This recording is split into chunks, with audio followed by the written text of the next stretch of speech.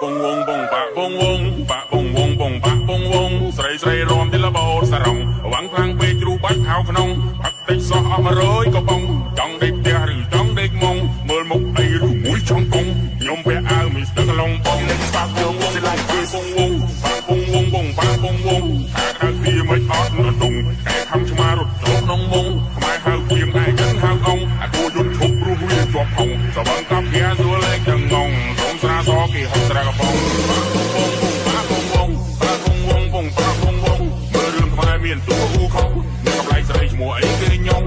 ចូលចិត្តញ៉ាំបងលហងតែពេលពុលឡានខ្ញុំថើតកងឥឡូវស៊ីគូកំភ្លេចដាក់កងរកបាត់នេះខ្ញុំឡើងវិលបង